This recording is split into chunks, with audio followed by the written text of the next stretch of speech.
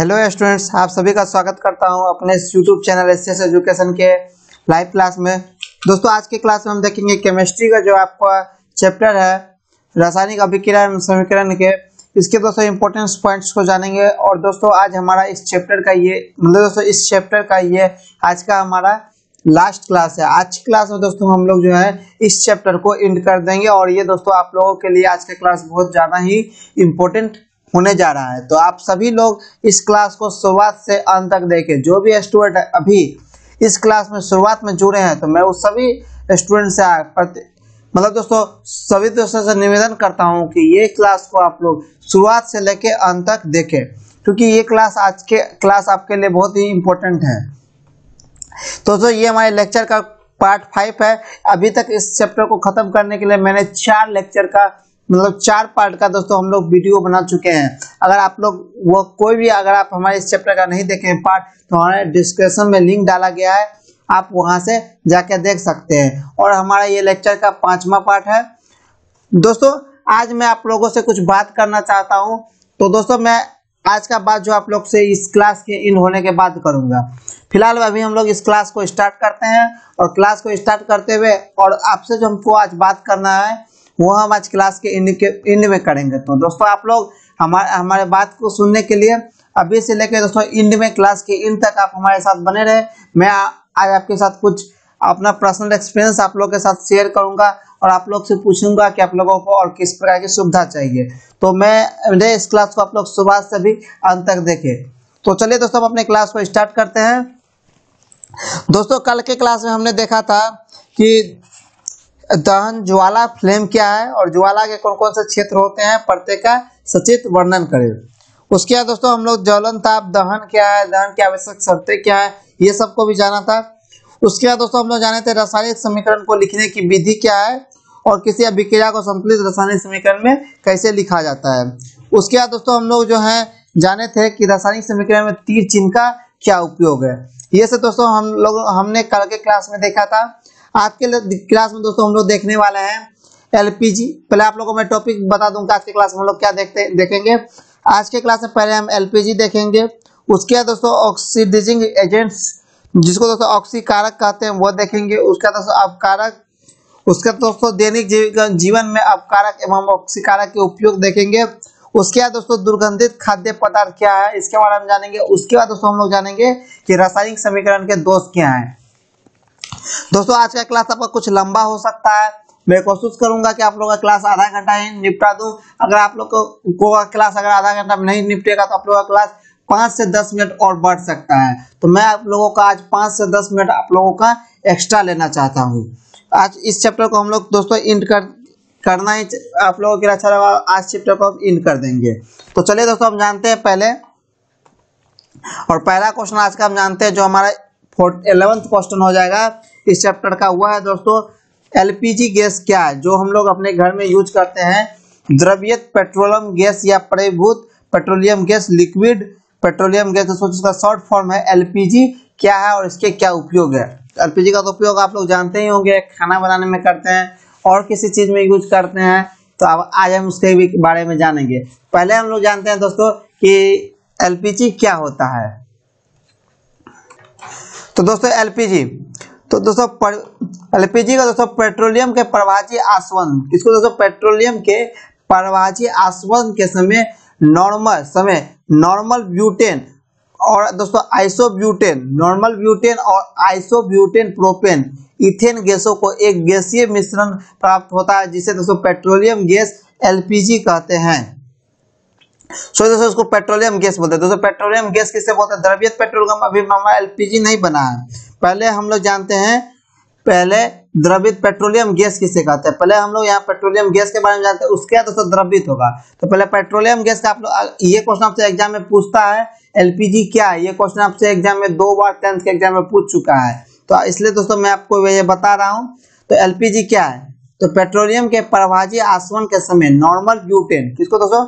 Normal butane, isobutane propane और ethane गैसों का एक गैसीय मिश्रण होता है, जिसे पेट्रोलियम गैस कहते हैं। उसके बाद दोस्तों इन गैसों को सिलेंडर में उच्च दाब पर रखने पर से ये द्रव अवस्था में आ जाती है। तो अब दोस्तों हमारा सिलेंडर कैसे बनता है, इसको गैसों को दोस्तों सिलेंडर में उच्च दाब पर रखने पर ये द्रव अवस्था, हाई टेम्परेचर दाब इसको प्रेशर कर दिया जाता है, जिसके कारण गैस जो है एलपीजी वो द्रवित हो जाते हैं और वो द्रव में चेंज हो जाते हैं। इसी द्रवित पेट्रोलियम गैस को दोस्तों हम क्या बोलेंगे, एलपीजी। इसी को दोस्तों हम द्रवित पेट्रोलियम गैस या एलपीजी कहते हैं, जो द्रव अवस्था में चेंज हो जाता है। जो पेट्रोलियम गैस द्रव अवस्था में चेंज हो जाता है हाई टेम्परेचर पर, उसको हम लोग क्या बोलेंगे, एलपीजी। इसमें दोस्तों इसका दोस्तों कोई भी गंध नहीं होता है। इसमें खराब गंध उत्पन्न करने के लिए एक एथिल मरकैप्टन, किसको दोस्तों, एथिल मरकैप्टन, आप इस नाम को अच्छे से याद कीजिए। एथिल मरकैप्टन की थोड़ी सी मात्रा मिला दी जाती है, जिससे गैस रिसाव की जानकारी मिल सके।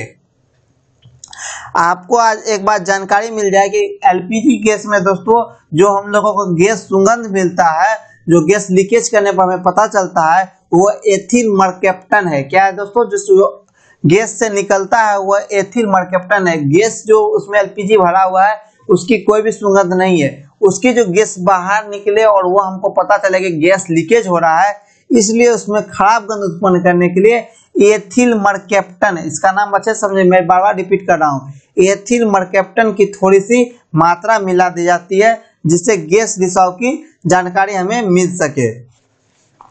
तो ये हमारा पेट्रोलियम, द्रवित पेट्रोलियम गैस या द्रवीभूत पेट्रोलियम गैस दोस्तों एलपीजी हुआ। तो एलपीजी आप लोग समझ गए। गैस में दोस्तों पेट्रोलियम गैस में खराब गंध मिलाने के लिए हम किस चीज का यूज करते हैं, एथिल मरकैप्टन। ये आपका 5 बार बोर्ड एग्जाम में आपसे पूछ चुका है कि गैस में खराब गंध उत्पन्न करने के लिए क्या करते हैं। तो आप इसको स्टार करके अपने कॉपी के एक साइड या अपने नोट्स बुक में लिख लेंगे कि एलपीजी में खराब गैस उत्पन्न करने के लिए एथिल मरकैप्टन की थोड़ी सी मात्रा मिलाई जाती है। यहाँ तक समझना आप लोगों को कोई दिक्कत नहीं होगी। अब हम लोग जानते हैं इसके उपयोग क्या है। क्या दोस्तों, इसके उपयोग, तो एलपीजी के उपयोग दोस्तों, पहला खाना बनाने में होता है, ये तो आप लोग जानते ही होंगे। दूसरा दोस्तों होता है रोशनी करने में। क्या करने में, एलपीजी का काम दोस्तों हम लोग घर में रोशनी करने के लिए भी करते हैं। और तीसरा दोस्तों वाहनों को चलाने में। और दोस्तों तीसरा क्या है, वाहनों को चलाने में और भी एक्स्ट्रा काम है जिसमें हम एलपीजी का यूज करते हैं। ये हमारे कुछ इंपॉर्टेंट पॉइंट है, खाना पकाने में, रोशनी करने में और वाहनों को चलाने में। अब उसके बाद दोस्तों हम नेक्स्ट क्वेश्चन जानते हैं, और नेक्स्ट क्वेश्चन हमारा बहुत ही इंपॉर्टेंट है, वो है ऑक्सीकारक या उपचायक ऑक्सीडाइजिंग एजेंट क्या है। ये आपके एग्जाम के लिए बहुत ही इंपॉर्टेंट क्वेश्चन है दोस्तों। इस क्वेश्चन को आप वीवीआई मान ले। मैं अभी 2 क्वेश्चन दूंगा जिसको आप वीवीआई मानेंगे। और आज के क्लास में दोस्तों जितने भी आपसे क्वेश्चन बताए जा रहे हैं वो सब आज के क्लास में आपके लिए इंपॉर्टेंट है। इसलिए मैंने वीडियो के शुरुआत में ही बोल दिया कि आज आपका हमको 5 मिनट एक्स्ट्रा समय चाहिए, क्योंकि मैं आधा घंटा का आपसे क्लास लूंगा और 5 मिनट में आपसे कुछ बात करना चाहता हूं। तो मैं आशा करता हूं कि सभी स्टूडेंट आज क्लास को एंड तक देखेंगे। कोई भी स्टूडेंट क्लास को बीच में छोड़ के आज नहीं भागेंगे, क्योंकि दोस्तों मैं आपके लिए कुछ महत्वपूर्ण बातें ही आज की क्लास में बताने जाऊंगा। तो अंत तक आप लोग अवश्य क्लास में बने रहें। तो ऑक्सीकारक या उपचायक, क्योंकि दोस्तों मैंने सोचा कि अगर आपको क्लास के बीच में बता दूं तो फिर आप लोगों को कुछ प्रॉब्लम हो जाएगा, इसलिए दोस्तों मैं क्लास के एंड में ही, आप लोग अभी पूरा पढ़ाई कर ले और क्लास के एंड में ही मैं आपसे डिस्कस करूंगा इसके बारे में। तो ऑक्सीकारक या उपचायक अभिक्रिया, इसको दोस्तों परिभाषा जानते हैं, ये आपके लिए बहुत इंपॉर्टेंट है और आप इस क्वेश्चन का आंसर अच्छे से और अभी ही याद कर ले। तो ऑक्सीकारक या उपचायक अभिक्रिया ऑक्सीडाइजिंग एजेंट किसे बोलते हैं, वो पदार्थ जो किसी दूसरे पदार्थ को ऑक्सीकरण कर देता है। किसको दोस्तों, किसी दूसरे पदार्थ को ऑक्सीकरण कर देता है, अर्थात दोस्तों ऑक्सीजन का संयोग और हाइड्रोजन का वियोग कर देता है, उसे दोस्तों ऑक्सीकारक या उपचायक कहते हैं। क्या दोस्तों, ऑक्सीकारक या उपचायक कहते हैं। तो दोस्तों ऑक्सीकारक ऑक्सीकारक क्या हो गया, तो वह पदार्थ जो किसी दूसरे को ऑक्सीकरण मतलब दोस्तों दूसरे पदार्थ में दोस्तों ऑक्सीजन का संयोग कर देता है और हाइड्रोजन का वियोग कर देता है, उसको दोस्तों हम क्या बोलेंगे, ऑक्सीकारक या उपचायक बोलते हैं। जैसा कि दोस्तों आप लोग एग्जांपल से समझे। ऑक्सीकारक में क्या होता है दोस्तों, सेम टू सेम ऑक्सीकारक अभिक्रिया की तरह होता है, लेकिन सिर्फ उसमें दोस्तों दूसरे पदार्थ का ऑक्सीकरण करता है, हम यही लिख सकते हैं। आप इसमें ऑक्सीकारक अगर आपसे पूछो तो लिखिएगा वह पदार्थ जो किसी दूसरे पदार्थ को ऑक्सीकरण कर देता है, अर्थात दूसरे पदार्थ में ऑक्सीजन का संयोग अथवा हाइड्रोजन का वियोग कर देता है, उसे ऑक्सीकारक या उपचायक कहते हैं। एग्जाम्पल से दोस्तों समझिए, जैसे एग्जाम्पल से H2S प्लस Cl2 क्या हो गया दोस्तों, 2HCl प्लस S। जब दोस्तों H2S से प्लस Cl2 का विक्रिया कराया तो दोस्तों क्या बना हमारा 2HCl प्लस X। तो दोस्तों इसमें जो है Cl2 से इसमें दोस्तों क्या हुआ हमारा हाइड्रोजन का संयोग हुआ। यहाँ से दोस्तों यहाँ हमारा क्या हो गया हाइड्रोजन का इसमें दोस्तों संयोग हुआ। तो ये दोस्तों हमारा अपकरण अभिक्रिया हो गया। और इसमें दोस्तों क्या हुआ हाइड्रोजन का वियोग जो हमारा इसमें अभी फ्लो कर रहा है, इसमें सल्फर से क्या हुआ हाइड्रोजन निकल गया। तो इसमें दोस्तों हाइड्रोजन का वियोग हुआ तो ये हमारा ऑक्सीकारक अभिक्रिया हो गया, क्योंकि दोस्तों इसमें से जो है हाइड्रोजन निकल गया और Cl में मिल गया तो S जो दोस्तों अलग मिल गया। तो ये दोस्तों हमारा ऑक्सीकारक या उपचायक अभिक्रिया का एग्जाम्पल हो गया। दोस्तों इस अभिक्रिया में हमारा ऑक्सीकारक कौन हुआ, तो इस अभिक्रिया में दोस्तों हमारा ऑक्सीकारक Cl2 हुआ। कौन दोस्तों Cl2 इस अभिक्रिया में हमारा अभी ऑक्सीकारक हुआ। Cl2 जो है ऑक्सीकारक है, क्योंकि दोस्तों Cl2 में जो है दोस्तों हाइड्रोजन का Cl2 में हमारा हाइड्रोजन का संयोग होता है और इसमें दोस्तों वियोग हो रहा है। तो Cl2 यहाँ ऑक्सीकारक है, क्योंकि दोस्तों H2S में से हाइड्रोजन का वियोग होता है। तो हाइड्रोजन का दोस्तों इसमें से वियोग हो गया तो ये तो दोस्तों हमारा ऑक्सीकारक नहीं हुआ और इसमें से वियोग नहीं हुआ, तो ये दोस्तों हमारा ऑक्सीकारक है। आपसे ये सब्जेक्टिव में भी पूछ सकता है। तो ऑक्सीकारक आप लोग जान गए। अब हम लोग जानते हैं दोस्तों अवकारक क्या है। दोस्तों क्या है दोस्तों आप जानते हैं अवकारक। नेक्स्ट क्वेश्चन दोस्तों हमारा है अवकारक या अपचायक रिड्यूसिंग एजेंट्स क्या है। क्या दोस्तों रिड्यूसिंग एजेंट क्या है, अवकारक या अपचायक। तो इसका दोस्तों परिभाषा जानते हैं, वह पदार्थ जो किसी दूसरे पदार्थ का अपकरण कर देता है। इस मीन दोस्तों अर्थात दूसरे पदार्थ में हाइड्रोजन का संयोग अथवा ऑक्सीजन का वियोग कर देता है, उसे अवकारक या अपचायक कहते हैं। तो अवकारक या अपचायक किसे बोलते हैं, वह पदार्थ जो किसी दूसरे पदार्थ को अपकरण कर देता है। इसमें दोस्तों हाइड्रोजन का संयोग कर देता है और ऑक्सीजन का वियोग कर देता है। इसको दोस्तों हम क्या बोलेंगे अवकारक या अपचायक बोलेंगे। जैसे दोस्तों आप सेम टू सेम वही एग्जांपल लेते हैं हम यहाँ भी। और यहाँ दोस्तों क्या हो गया, इसमें से दोस्तों हमारा हाइड्रोजन का जो है संयोग हो गया इसमें। तो दोस्तों यहाँ हमारा जो है H2S जो है वो अवकारक का काम पड़ेगा, क्योंकि दोस्तों इससे हाइड्रोजन का संयोग हो रहा है। तो यहाँ दोस्तों हमारा H2S अवकारक है, क्योंकि Cl2 में से हाइड्रोजन का संयोग कर देता है। तो अवकारक में दोस्तों हाइड्रोजन का संयोग होता है, ऑक्सीकारक में हाइड्रोजन का वियोग होता है। सेम में दोनों में दोस्तों एक दूसरे में डिफरेंस है। ऑक्सीकारक में ऑक्सीजन का संयोग होता है तो यहाँ वियोग होता है। तो ये दोनों एक दूसरे डिफरेंस है और ये दोनों क्वेश्चन आप अपने आपको याद कर लेंगे और दोनों का परिभाषा और नोट्स अच्छे से आप लोग याद कर लेंगे। जितना आपको मैंने बताया है आप अगर उतना एग्जाम में लिख देते हैं इस परिभाषा से, तो अगर ये क्वेश्चन 2 नंबर में पूछता है तो आपको गारंटी के साथ 2 नंबर मिलेगा। अगर ये क्वेश्चन आपसे 5 नंबर में पूछता है तो आपको 5 नंबर मिलेगा, लेकिन ये क्वेश्चन दोस्तों अधिकतर 2 ही नंबर में पूछता है। अब हम दोस्तों जानते हैं हम दैनिक जीवन में हमारा इस दोनों का क्या उपयोग है। दैनिक जीवन में दोस्तों ऑक्सीकारक या अपकरण के प्रभाव का उल्लेख करें। ये भी पूछता दोस्तों दैनिक जीवन, ये 2 नंबर में हमसे पूछ देगा कि दैनिक जीवन में ऑक्सीकरण और अपकारक प्रभाव के उल्लेख करें। तो पहला दोस्तों जीवों में होने वाली शोषण क्रिया। क्या दोस्तों जीवों में होने वाली शोषण क्रिया, उसका दोस्तों ईंधनों का दहन मतलब दोस्तों ईंधनों का जलना। पहला दोस्तों जीवों में होने वाले शोषण क्रिया, दूसरा दोस्तों ईंधनों का दहन, तीसरा दोस्तों हमारा हो गया भोजन का पचाना। ये भी दोस्तों हमारा ऑक्सीकारक अभिक्रिया अपकारक अभिक्रिया का उपयोग है। उसके दोस्तों खाद्य पदार्थ का सड़ना या दुर्गंधित होना, उसके दोस्तों धातु पर जंग लगना या धातु का संरक्षण होना इत्यादि। अगर दैनिक जीवन में दोस्तों हमारा ऑक्सीकरण और अपकरण अभिक्रिया का प्रभाव जानेगा तो मैं इसको ये 5 लिख सकता हूँ। पहला क्या लिखूंगा, जीवों में होने वाली शोषण क्रिया। दूसरा दोस्तों लिखूंगा ईंधनों का दहन। तीसरा लिखेंगे दोस्तों भोजन का पचना। चौथा दोस्तों लिखेंगे खाद्य पदार्थ का सड़ना या दुर्गंधित होना। और धातु पर जंग लगना या धातु का संरक्षण होना। ये सब दोस्तों हमारे दैनिक जीवन में ऑक्सीकरण और अपकरण क्रिया के प्रभाव हैं। अब हम दोस्तों नेक्स्ट क्वेश्चन जानते हैं और नेक्स्ट क्वेश्चन हमारा है दुर्गंधित खाद्य पदार्थ क्या है और खाद्य पदार्थ को इससे कैसे बचाया जा सकता है। क्या दोस्तों क्वेश्चन हमारा है कि दुर्गंधित खाद्य पदार्थ क्या है और इसे कैसे बचाया जा सकता है। ये हमारा दोस्तों नेक्स्ट क्वेश्चन हो गया। तो दोस्तों इसकी परिभाषा जानते हैं। तो खाद्य पदार्थ तब तक ताजा रहता है जब तक उसका स्वाद और गंध प्रिय रहता है। दोस्तों इस क्वेश्चन को आप लोग अच्छे से समझ लीजिए, अगर आपसे पूछा तो आप लोग इसका आंसर लिख सकते हैं। तो खाद्य पदार्थ तब तक ताजा रहता है जब तक उसका स्वाद और गंध प्रिय रहता है। जब खाद्य पदार्थ को लंबे समय तक, दोस्तों लंबे समय तक वायु में खुला छोड़ दिया जाए, तो हवा में खुला छोड़ दिया जाए, तो ऐसी स्थिति में दोस्तों उसे दुर्गंधित खाद्य पदार्थ कहते हैं। ऐसे प्रायः खाद्य पदार्थ उपस्थित वसा को वायु के ऑक्सीजन द्वारा ऑक्सीकरण में वायु के ऑक्सीजन से द्वारा ऑक्सीकरण से होता है। तो दोस्तों इसका आंसर हम जान गए। तो खाद्य पदार्थ तब तक ताजा रहता है, इसका अगर हमसे पूछा दुर्गंधित खाद्य पदार्थ क्या है, तो इसका परिभाषा हम इस प्रकार लिख सकते हैं।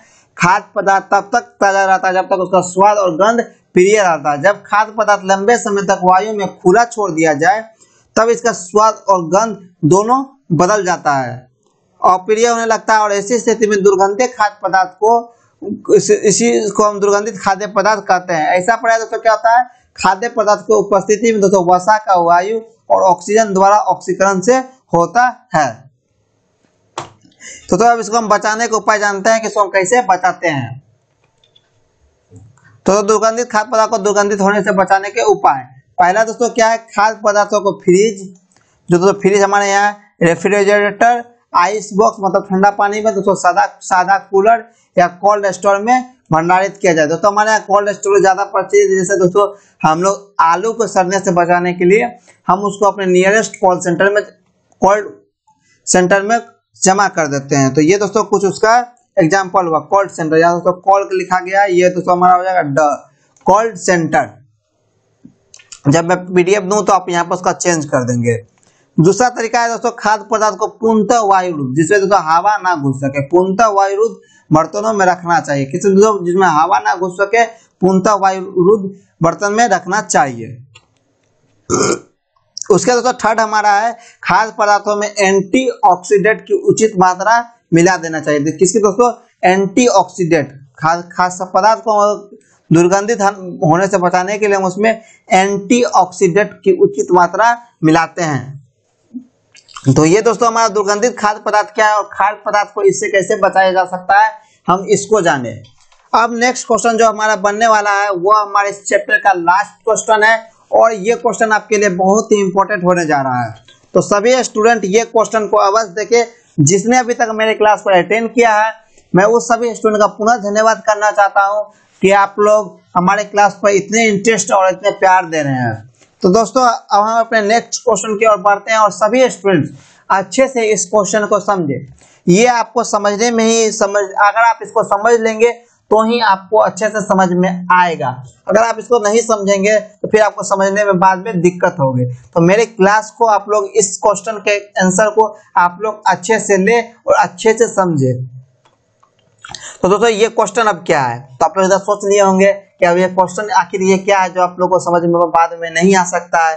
ऐसा हो सकता है कि आप लोगों को ये क्वेश्चन समझ में ना आया हो, या आप लोगों को लगा होगा या आप लोग डर गए होंगे कि आप लोग को ये कितना भारी आप लोगों के लिए क्वेश्चन है। तो मैं ये कुछ भी भारी क्वेश्चन नहीं है, सिर्फ आप लोगों को मैं जो बता रहा हूँ आप लोग इस पर ध्यान रखें और ध्यान से स्क्रीन तरफ अपना मोबाइल के स्क्रीन पर ध्यान रख के आप लोग इसको सिर्फ अच्छे से समझे। तो दोस्तों क्वेश्चन क्या है उसको जानते हैं अब।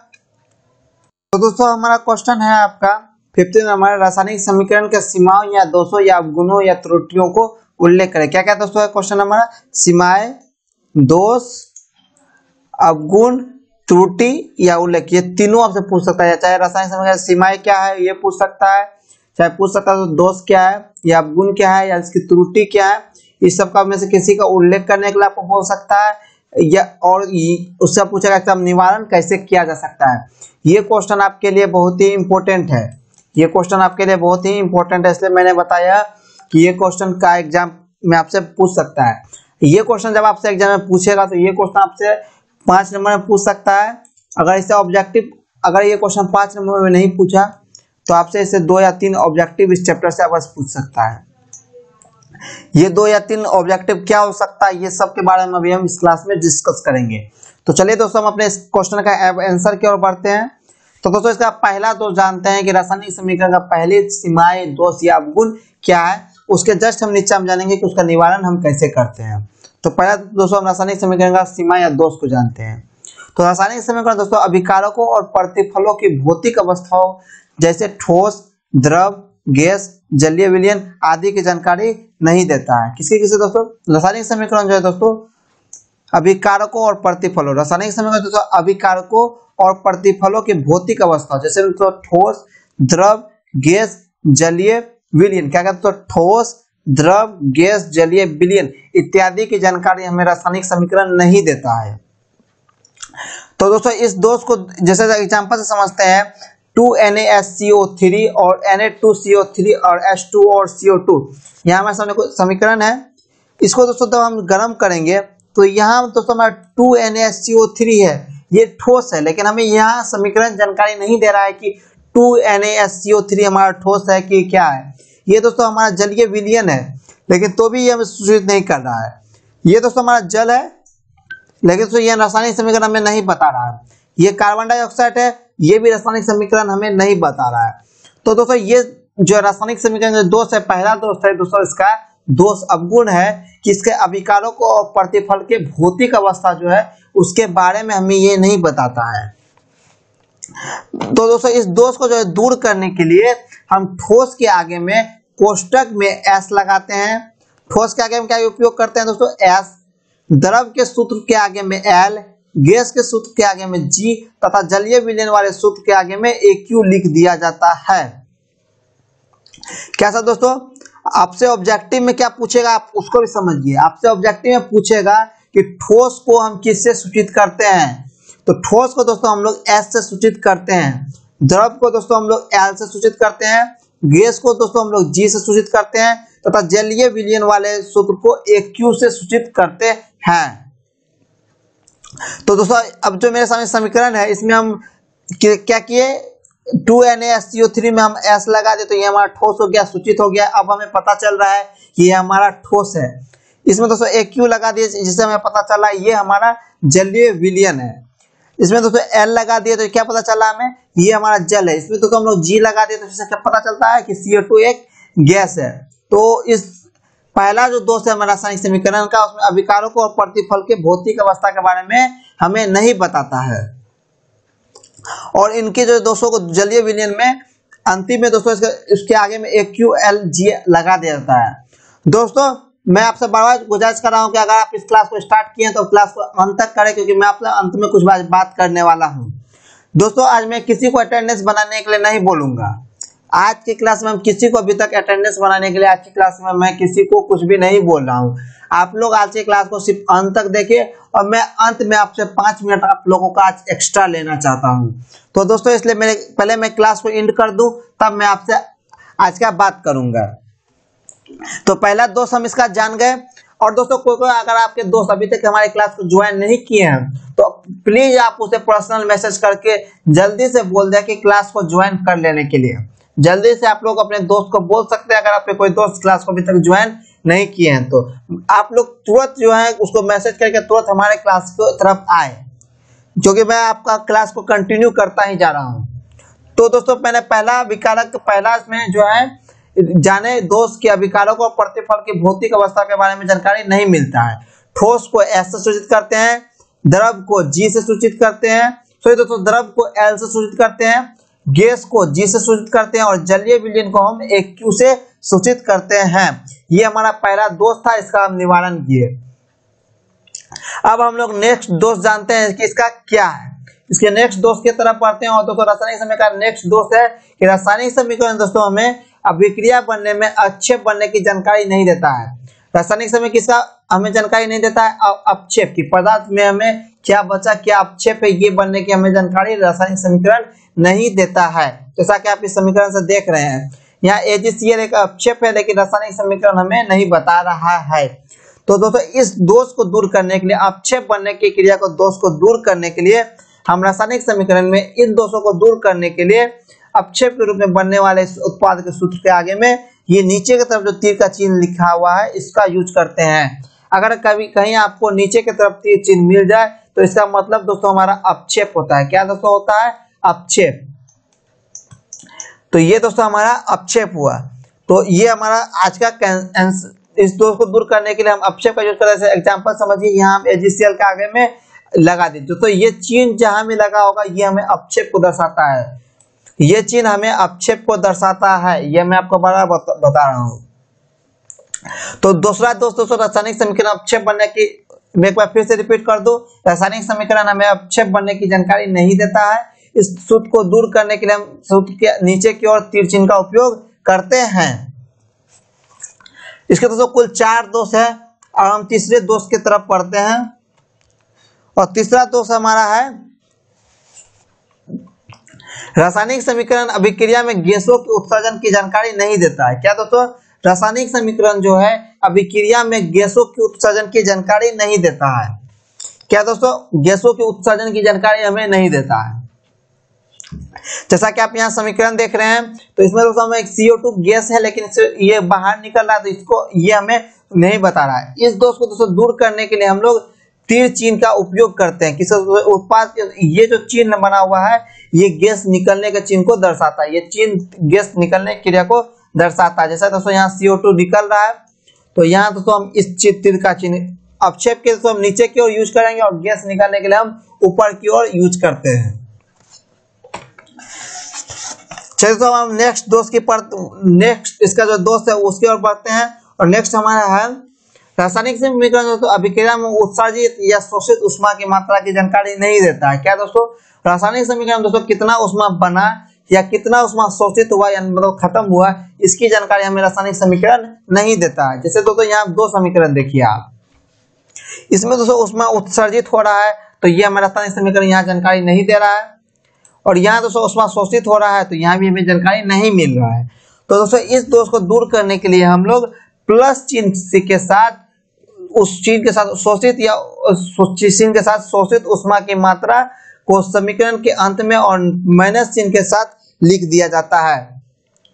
उत्सर्जित ऊष्मा को दोस्तों हम किस चीज जो ऊष्मा उत्सर्जित होता है उसको दोस्तों हम लोग प्लस चिन्ह के साथ जोड़ देते हैं, और जो ऊष्मा शोषित होता है उसको हम लोग माइनस चिन्ह के द्वारा जोड़ देते हैं। आप लोग इसको अच्छे से समझ लीजिए, जो ऊष्मा उत्सर्जित होता है उसको हम प्लस के और से जोड़ देते हैं, और जो ऊष्मा शोषित होता है उसको हम लोग माइनस से जोड़ देते हैं।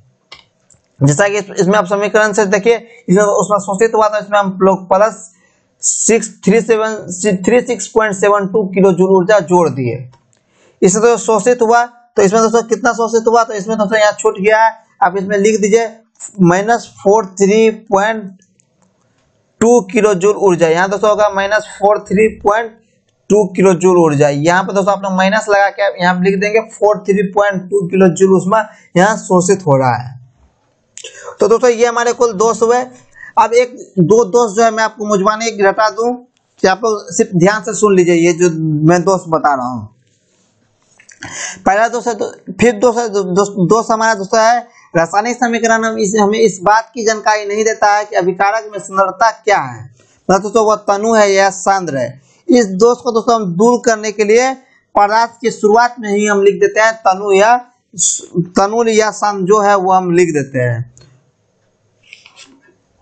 उसके बाद दोस्तों नेक्स्ट है, इसमें रासायनिक समीकरण से ताप, दाब, गर्म इस सब की जानकारी नहीं देता है, तो ये सब दोस्तों हम लोग तीर चिन्ह के ऊपर या नीचे में लिख देते हैं। तो दोस्तों ये हमारे कुछ इंपॉर्टेंट क्वेश्चन रहे जो आपके लिए जानना जरूरी था। तो दोस्तों ये हमारा आज की क्लास का लास्ट क्वेश्चन और चैप्टर का भी लास्ट क्वेश्चन है। अगर आपसे रासायनिक समीकरण का दोष पूछा तो आप लोग इतना लिख सकते हैं, जिसमें मैंने ठोस को कैसे सूचित करते हैं 4 दोष के बारे में डिस्कस किया। तो आज का क्लास आप लोगों का यही खत्म होता है। और चलिए हम अपने जो आप लोगों को मैंने बताया था हम वह जानते हैं कि मैं आप लोग से आज क्या बात करने वाला हूं, जिसका आप लोग यहाँ तक वेट किए होंगे।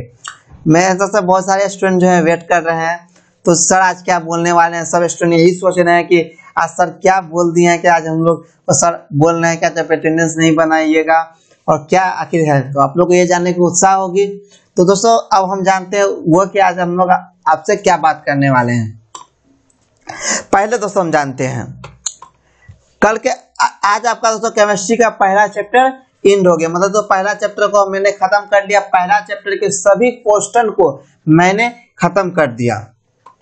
उसके दोस्तों अगर इस चैप्टर में किसी भी स्टूडेंट्स को कुछ भी पूछना हो तो वह हमारे मेरे व्हाट्सएप नंबर 957222 2339 पर मैसेज कीजिएगा, मैं उसे वहां समझा दूंगा। दोस्तों अगर आप लोग किसी भी ग्रुप में ऐड होते हैं, अगर वो आपको 9572222339 के द्वारा ऐड किया जा रहा है तो वो मेरे द्वारा ऐड किया हुआ ग्रुप है। अगर आप इस नंबर से ऐड नहीं होते हैं तो ये मेरे द्वारा ऐड किया हुआ ग्रुप नहीं है। जैसा कि मैं देख रहा हूं कि बहुत सारे स्टूडेंट जो है एक दो ग्रुप एक्स्ट्रा बन रहा है, तो मैं आप लोगों को बता दूं कि ये हमारा ऑफिशियल नंबर है 9572222339। ये हमारा ऑफिशियल नंबर है और आप इसी से अगर वहां पे ऐड होते हैं तो आप ये हमारा ऑफिशियल नंबर, आपको किसी भी तरह का हेल्प लेने के लिए हमें इस नंबर में मैसेज करें और दूसरे नंबर पर ना जाए। अगर आप लोगों को हमसे कुछ भी कांटेक्ट करना हो तो आप लोग इस नंबर से कांटेक्ट कर सकते हैं। ये आपका नंबर है। उसके बाद दोस्तों हम लोग जो है दोस्तों, अगर आपको इस चैप्टर में अभी तक कुछ भी नोट्स या पीडीएफ नहीं मिला है तो आप हमें मैसेज कर सकते हैं कि आप बता सकते हैं कि आपको इस चैप्टर का एक भी पीडीएफ नहीं मिला है। दोस्तों मैं इस चैप्टर का पीडीएफ इंड कर दिया हूं तो आप लोगों को इसका एक ही पीडीएफ बन गया है, लेकिन मैं जो स्टूडेंट हमारे रेगुलर क्लास कर रहे हैं उसको मैं इसका पीडीएफ भेज चुका हूं और चैप्टर वाइज पार्ट वाइज उसको पीडीएफ मिल रहा है जो हमारे क्लास को रेगुलर कर रहे हैं। जो स्टूडेंट रेगुलर नहीं कर रहे हैं उसे इसका पीडीएफ नहीं मिला होगा, ये मैं गारंटी के साथ कह सकता हूं कि जो स्टूडेंट हमारे क्लास को रेगुलर नहीं कर रहे हैं उसे अभी तक कोई भी पीडीएफ नहीं मिला होगा और उसको दोस्तों पीडीएफ मिलेगा भी नहीं। अगर उसको पीडीएफ चाहिए तो उसके लिए कुछ आप रूल एंड रेगुलेशन बन चुके हैं। तो अगर आपके कोई दोस्त अगर आप अभी तक उसको पीडीएफ नहीं मिला है तो उसके लिए आज से कुछ नए रूल एंड रेगुलेशन मिले हैं। जो हमारे रेगुलर स्टूडेंट्स हैं, जैसे मैं किसी दो तीन स्टूडेंट का नाम बोल देता हूं जो हमारे क्लास को रेगुलर कर रहे हैं। जैसे हम दोस्तों नाम आप लोग जान लीजिए, जो अभी जस्ट हमारे क्लास को अटेंड कर रहे हैं वो है दोस्तों अमर जायसवाल, जो हमारे क्लास को बहुत ज्यादा इंटरेस्ट के साथ देखते हैं और मेरे सभी मैसेज का जवाब देते हैं। दूसरा दोस्तों शिवम कुमार, जो अभी भी जस्ट आप लोग देख पा रहे हैं कि वो कमेंट कर रहे होंगे। शिवम कुमार दोस्तों हो गए, अमर जायसवाल हो गए। उसके बाद विकास कुमार जो कुछ क्वेश्चन का आंसर दे रहे हैं। ये सब दोस्तों हमारे कुछ रेगुलर स्टूडेंट हुए। अर्जुन सिंह, उसके बाद दोस्तों हो गया विजेंद्र राजपूत, कमलेश कुमार, दोस्तों कमलेश कुमार हमारे रेगुलर स्टूडेंट है। उसके बाद दोस्तों राजपुर बिहारी सुमित, जिसका नाम दोस्तों सुमित है तो उसका जो व्हाट्सएप नंबर वो अलग है, जैसे सुमित हुआ दोस्तों, मेघानंद कुमार हुआ, उसके दोस्तों आशिक हुआ। दोस्तों ये सब दोस्तों हमारे क्लास को रेगुलर करते हैं। इरफान सादिकी, मिस्टर इंडिया जो भी हो वो भी क्लास को इंटरेक्ट करते हैं। तो दोस्तों ये सब हमारे कुछ रेगुलर स्टूडेंट्स हैं। तो ये लोगों को दोस्तों हमारे पीडीएफ मिल चुका होगा और जो दोस्तों क्लास को रेगुलर नहीं कर रहे होंगे उसे इसका पीडीएफ नहीं मिला होगा। दोस्तों आप लोग इसका, और दोस्तों इस चैप्टर का जो है मैं पहले इस चैप्टर के बारे में पूरा डिटेल समझा दो, उसके बाद हम लोग जानेंगे कि मैं आप लोगों को क्या बताना चाहता हूँ। तो दोस्तों इस चैप्टर का जो ऑब्जेक्टिव एवं सब्जेक्टिव क्वेश्चन जो है हम लोग वीकली टेस्ट संडे को देखेंगे। दोस्तों इस चैप्टर का जो है दोस्तों ऑब्जेक्टिव और सब्जेक्टिव क्वेश्चन हम लोग संडे को जो हमारा वीकली टेस्ट जो है पर डे 3 PM में होता है। मैं आशा करता हूं कि सभी स्टूडेंट इस टेस्ट को में पार्टिसिपेट ले, ये आपके एग्जाम के लिए बहुत ही इंपॉर्टेंट टॉपिक रहता है। तो दोस्तों अगर आप लोगों का इस चैप्टर का दोस्तों जितने भी ऑब्जेक्टिव और सब्जेक्टिव क्वेश्चन बनते हैं मैं आपको उसका टेस्ट जो है इस संडे वीकली टेस्ट जो होता है उसके तौर पर ले लूंगा। तो आप लोगों को इससे कोई भी घबराने की जरूरत नहीं है। इसका मैं टोटल ऑब्जेक्टिव और सब्जेक्टिव क्वेश्चन का जो है हम लोग वीकली टेस्ट के दिन इस चैप्टर का देख लेंगे। और दोस्तों कल जो है हम लोग इकोनॉमिक्स को देखेंगे। कल के क्लास में दोस्तों हम लोग इकोनॉमिक्स को देखेंगे, क्योंकि दोस्तों अभी तक हमने सोशल साइंस के सभी पेपर के पहले चैप्टर को देख चुके हैं। तो दोस्तों कल के क्लास में हम क्या देखेंगे, कल की क्लास में दोस्तों हम लोग केमिस्ट्री को जानेंगे। तो कल की क्लास में लोग सीबीएस के बारे में जानेंगे। अभी हम लोग केमिस्ट्री के पहले चैप्टर को एंड कर दिया है, मैंने फिजिक्स को एंड कर दिया और केमिस्ट्री को एंड कर दिया है। अब हम लोग देखते हैं दोस्तों कि हमने अभी तक कहां तक पढ़ाई किया और दोस्तों हम लोग का सिलेबस कहां तक पहुंचा है आज के डेट में। दोस्तों आज जो डेट है हमारा 29 अप्रैल, इस डेट तक हम लोग ने 1 अप्रैल से जो हम लोग क्लास स्टार्ट किए थे, 1 अप्रैल से क्लास स्टार्ट करने के बाद हमारा क्लास अभी तक कहां तक पहुंचा है। तो दोस्तों हम लोग अभी तक अपने क्लास में केमिस्ट्री के फर्स्ट चैप्टर को देख लिए जो आज एंड हुआ। इसका दोस्तों हम लोग ऑब्जेक्टिव और सब्जेक्टिव कुछ नहीं देखे हैं, लेकिन ऑब्जेक्टिव के फर्स्ट चैप्टर को एंड कर दिए हैं। इसका दोस्तों हम लोग ऑब्जेक्टिव सब्जेक्टिव जो है वीकली टेस्ट के दिन मतलब दोस्तों संडे को 3 बजे देखेंगे। उसका दोस्तों हम लोग फिजिक्स के पहले चैप्टर के ऑब्जेक्टिव, नोट्स, सब्जेक्टिव तीनों चीज को देख चुके हैं और मैंने सभी स्टूडेंट्स को फिजिक्स का जो हमारे लेक्चर को देखते हैं, फिजिक्स का फर्स्ट चैप्टर का ऑब्जेक्टिव, नोट्स और सब्जेक्टिव ये तीनों का पीडीएफ उसे मिल चुका होगा, जो भी हमारे फिजिक्स के क्लास को रेगुलर किए होंगे। अगर आप लोगों को नहीं मिला है तो आप लोग हमें बताइए कि किसको किसको नहीं मिला है। उसके दोस्तों हिस्ट्री का दोस्तों हम लोग फर्स्ट चैप्टर के नोट्स और ऑब्जेक्टिव, फर्स्ट चैप्टर यूरोप में जो राष्ट्रवाद है उसके दोस्तों हम लोग ऑब्जेक्टिव और नोट्स दोनों को जान चुके हैं हिस्ट्री में। उसके दोस्तों हम लोग इकोनॉमिक्स के फर्स्ट चैप्टर को जान चुके हैं, किसके दोस्तों इकोनॉमिक्स के भी फर्स्ट चैप्टर के ऑब्जेक्टिव और सब्जेक्टिव को जान चुके हैं। उसके दोस्तों हम लोग ज्योग्राफी के भी फर्स्ट चैप्टर के ऑब्जेक्टिव, सब्जेक्टिव और नोट्स ये सभी को देख चुके हैं। दोस्तों ये हम लोगों की अभी तक की पढ़ाई रही, जो मैंने अभी तक आप लोगों को पढ़ाया है। आज के डेट तक जो मैंने आप लोगों को पढ़ाया हुआ इस प्रकार है: chemistry first chapter, physics first chapter, history first chapter, economics first chapter और ज्योग्राफी फर्स्ट चैप्टर। और मैंने यहाँ तक के नोट्स सभी स्टूडेंट्स को दे चुका हूँ। और जो जिन स्टूडेंट्स को इस सभी में से किसी का भी नोट्स नहीं मिला है, ये दोस्तों हम लोगों की अभी तक की पढ़ाई रही। ये इतना दूर कर दोस्तों हम लोग अभी तक पढ़ा चुके हैं और यहाँ तक कि हम दोस्तों हम लोग पढ़ाई कर चुके हैं। अब दोस्तों हम लोग का बचा सिविक्स और बायोलॉजी का फर्स्ट चैप्टर स्टार्ट करना। तो दोस्तों पहले हम लोग सिविक्स का फर्स्ट चैप्टर को स्टार्ट करेंगे और कल हम लोग, दोस्तों कल बृहस्पतिवार है तो कल हम लोगों का केमिस्ट्री का दिन है, तो कल हम लोग दोस्तों केमिस्ट्री को दोस्तों कल हम लोग का सोशल साइंस देखने का दिन है, तो कल हम लोग सिविक्स को देखेंगे और कल से हम लोग सिविक्स का पहला चैप्टर को स्टार्ट करेंगे। और दोस्तों मैं बता रहा था यहाँ तक कि अगर आप लोगों को किसी को भी अगर इसमें से किसी भी चैप्टर की पीडीएफ नहीं मिली है और अगर आप लोग हमारे क्लास को रेगुलर देख रहे हैं, जो स्टूडेंट्स हमारे क्लास को रेगुलर देख रहे हैं उसको दोस्तों इस चैप्टर का नोट्स जो है फ्री ऑफ कॉस्ट, बीच से सुनिए दोस्तों, जो हमारे क्लास को रेगुलर देख रहे होंगे, जो हमारे लेक्चर को रोज देख रहे होंगे, इसको इस टोटल चैप्टर के नोट्स जो है फ्री में प्रदान किए जाएंगे। क्योंकि दोस्तों मुझे पता है कि कौन स्टूडेंट हमारे क्लास को रेगुलर देख रहे हैं और कौन हमारे क्लास को रेगुलर नहीं देख रहे हैं। जो स्टूडेंट्स रेगुलर नहीं देख रहे हैं हमारे क्लास को, क्योंकि उसका तो दोस्तों हम लोग मेरे मन में मैसेज आ जाता है कौन रेगुलर देखे, क्योंकि आप लोग रोज हमारे मैसेज करें सर हमें पीडीएफ नहीं मिला है। तो जो स्टूडेंट्स को इन लोगों को रोजाना मैसेज करते हैं और रोजाना इन लोगों को पीडीएफ नहीं मिला है तो मैं उन लोगों को पीडीएफ दे दूंगा। और जो स्टूडेंट्स रोजाना पढ़ाई नहीं करते हैं और कभी कभी हमारे नोट्स प्राप्त करने के लिए हमारे लेक्चर में आ जाते हैं, तो मैं उसे बताना चाहता हूं कि अगर आप लोगों को इसमें से किसी का भी नोट्स चाहिए तो कुछ का कहना था कि आप लोगों को नोट्स प्रदान नहीं किया जाए जो नोट्स क्लास में नहीं आते हैं। तो दोस्तों मैं उसको बता दूं कि जो हमारे क्लास के रेगुलर क्लास स्टूडेंट्स नहीं है और उसको हमारा नोट्स चाहिए तो आज से उन लोगों को चार्ज लगेगा। चार्ज उस लोगों को कितना लगेगा ये जानने के लिए दोस्तों आप लोग हमें मैसेज कर सकते हैं। मैं आप लोगों को आपके सहूलियत के अनुसार इसका चार्ज आप लोगों, क्योंकि दोस्तों आप लोगों को मैं बार बार कह रहा हूँ कि हमारे लेक्चर को देखिए पर आप लोग नहीं देखते हैं। तो दोस्तों इसलिए जो स्टूडेंट्स नहीं देखते हैं, जो वीडियो को अंत तक नहीं देखते हैं, तो मैं उसे अब पीडीएफ देना बंद कर दिया हूँ। क्योंकि दोस्तों हमको भी कुछ एक्सपेंसिव आ जाता है, जैसे दोस्तों हम लोग टाइपिंग करवाते हैं उस पर कुछ चार्ज पड़ जाता है, तो इससे हम लोगों को बेनिफिट होता नहीं है। इसलिए दोस्तों जो स्टूडेंट्स रेगुलर देख रहे हैं, जो हमारे क्लास को रेगुलर कर रहे हैं, उसे दोस्तों हमेशा हमारे चैनल पर फ्री ऑफ कॉस्ट नोट्स दिया जाएगा। क्योंकि दोस्तों जो भी स्टूडेंट्स क्लास को रेगुलर कर रहे हैं मैंने उसका नंबर सेव कर लिया है, जिससे मुझे पता चल जाता है कि वो हमारे क्लास को रेगुलर कर रहे हैं। और सभी स्टूडेंट्स से मैं आज आग्रह करना चाहता हूँ कि वो सभी स्टूडेंट्स जो हमारे क्लास को रेगुलर कर रहे हैं वो अपने मोबाइल में हमारा नंबर सेव कर ले। जो हमारा ऑफिशियल नंबर है 9572222339, इसको आप लोग सेव कर लेंगे। तो चलिए दोस्तों अब मिलते हैं एक नई क्लास के साथ। थोड़ा दोस्तों वीडियो लेंदी हो गया, आज के क्लास में मैं आप लोगों को कुछ बता रहा था, इसलिए दोस्तों ये आप लोगों को आज के कुछ स्टूडेंट्स पूछ रहे थे कि आपका क्लास कब से स्टार्ट हुआ है, इसलिए दोस्तों मैंने यहाँ डिस्कशन कर दिया।